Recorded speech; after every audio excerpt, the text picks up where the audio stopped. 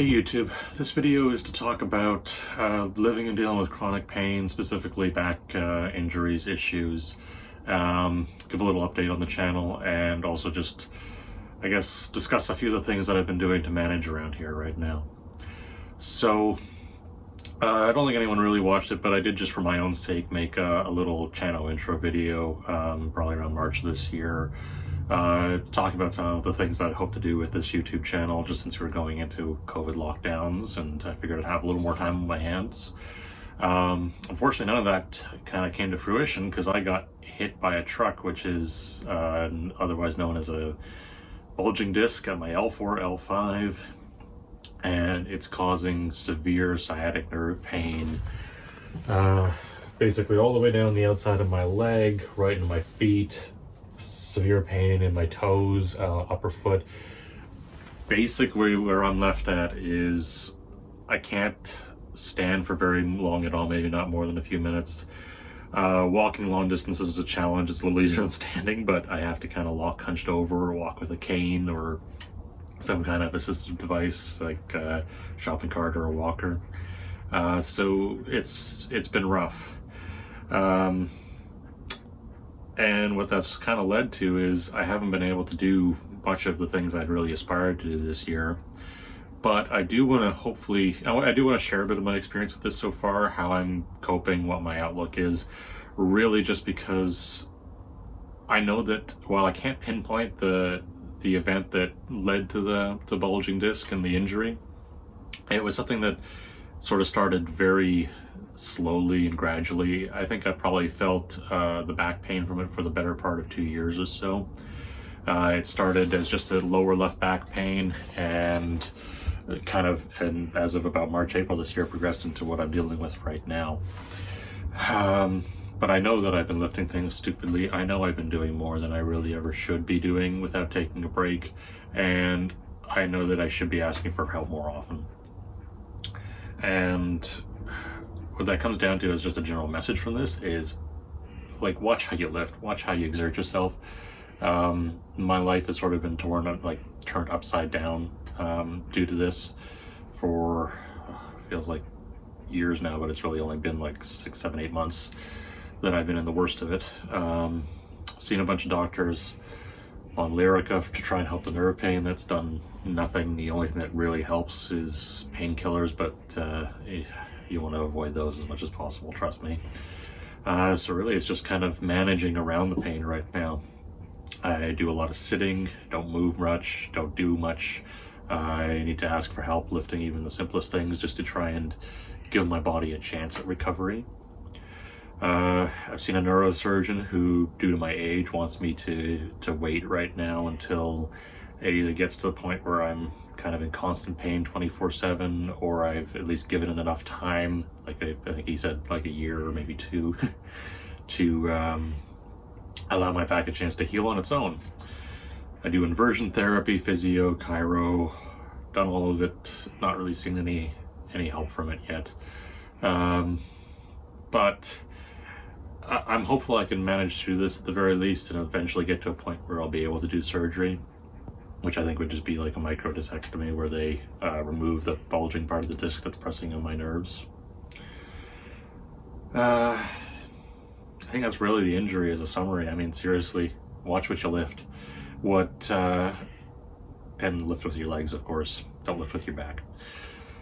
So what this leads me to is really all the things I've had to do to manage around this. I've normally been a fiercely independent person. I don't like it when anybody helps me with anything. I don't like to ask help from others, neighbors, etc. for help doing things, but I've had to kind of accept that. And now when it comes to putting away my winter tires for the winter, I know I can't do it myself to get them on the rack, so I go to my neighbor and I ask for a hand. And it hurts, as I'm sure there's lots of people out there like me. It hurts to have to ask for that help, but you got to. The areas where I still want to try and be able to do things like mowing the lawn, shoveling snow. I'm not able to walk or stand long enough to mow the lawn, so I ended up buying a lawn tractor, and I'll show that to you guys in a second.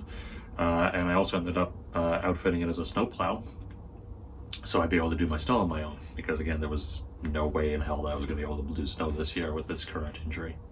So we'll head outside of the shop and I will show you that.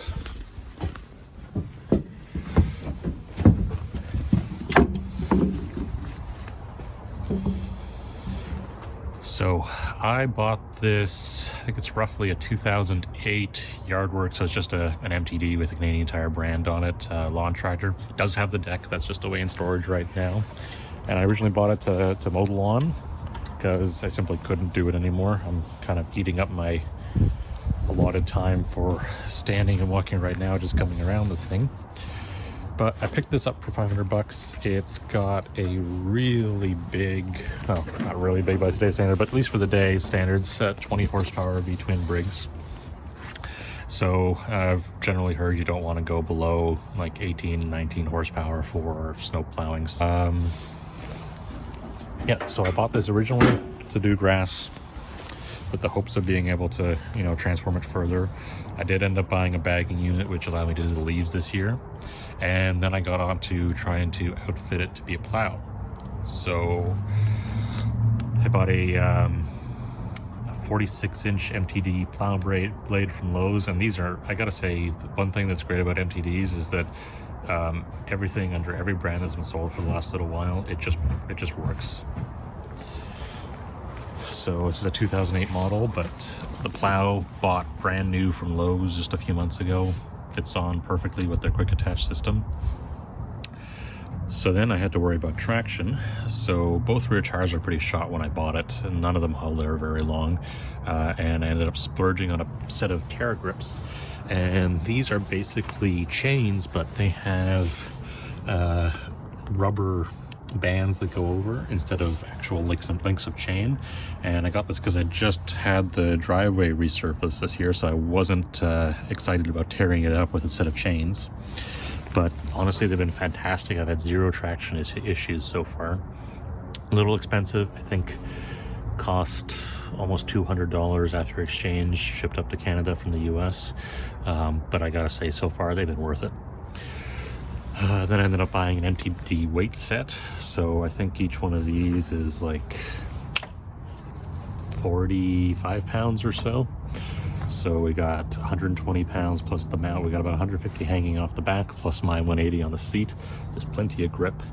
And then a few other little things I did, since it's you know, up here in Toronto we get dark really quickly, so in the wintertime, so I know I'll be plowing at night. So I added 2 spotlights to the back, as well as one at the front, and they're both just controlled by switches in the control panel. I also ended up, probably a little hard, you actually can't see, I upgraded the headlights as well to get more light in the front to LEDs off of Amazon. And I added a Amazon hour meter. So I will know exactly what my oil change intervals need to be over winter, and I can make sure that I take the best possible care of that engine. And lastly, I added a stick-on Canadian Polar block heater. So this allows me to plug her in over when I'm expecting snowfalls. Actually, what I actually ended up doing was I actually set up an outdoor smart plug to be able to turn on when the forecast says there'll be snow. So that's really helpful. It helps it start up nice and easy. And then I did a full set of maintenance items on it: fuel filter, air filter, brand new spark plugs. I think that's basically it. Guess we can fire it up real quick. Okay, she's been sitting outside like this a few hours now, so should be pretty cold. Let's see if she fires off. Choke. Throttle up.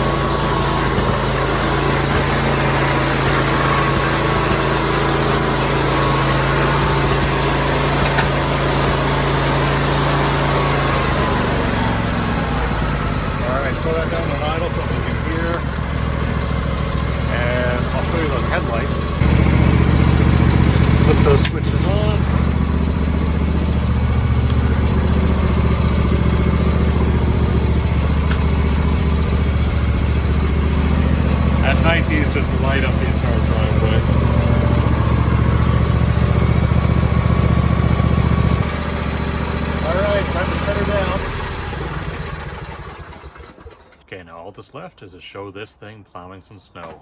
Now, there isn't really any right now, but I think we can fix that.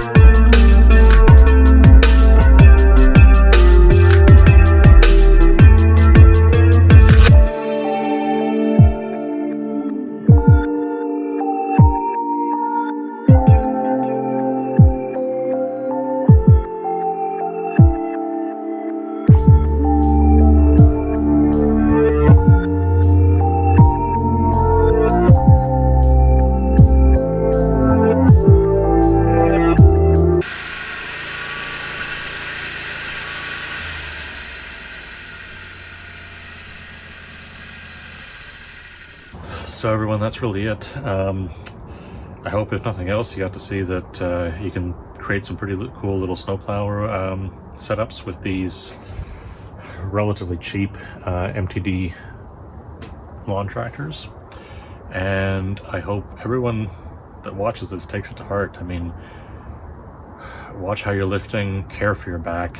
I mean, if I had known that this is what it would be like, I would never have done half of the stupid things I've done in my life related to lifting, carrying, and overexerting myself. Your mobility is precious. I've had a huge chunk of it robbed from me. Don't let this happen to you. Well, I figure I should probably also remember to show you a couple of the extra things that I have set up, also relating to trying to deal with the back injury and pain situation that I am dealing with. So to make everything as easy and smooth as possible, as I mentioned, I did have that block heater, and as mentioned, this is how it's set up. I've got a Wi-Fi outlet, smart outlet out here, just bought from Costco. It's hooked up so that, and it's programmed so that whenever there's snow in the forecast, my block heater turns on and it's ready to go. This minimizes the amount of times that I have to, run out here by foot, throw a switch, get up, all the things that contribute to the pain situation. A similar idea, I've also got just a basic battery maintainer here with a quick connect so that I can keep the battery topped off and charged, so I'm always confident that it's gonna start up for me, just like with the block heater. And I also picked up, because I simply am not able to lift the big jugs of gasoline, one of these automatic fuel pumps that are just powered by, I think it's like 4 AAs. And these are amazing. Like, this makes refueling anything so easy. All you do is throw the hose, and this has an automatic shut-off sensor in it, so pop that in, hit the on. There she goes.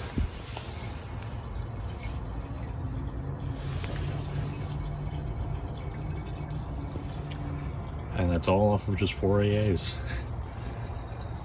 I'm really happy with this particular purchase, because lifting these 20-liter jugs of fuel, it's not happening right now. And we're getting fuller.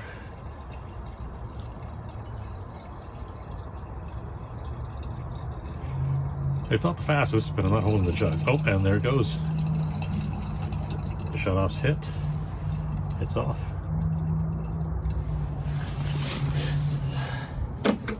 Give that a shake. And we're done. All refueled.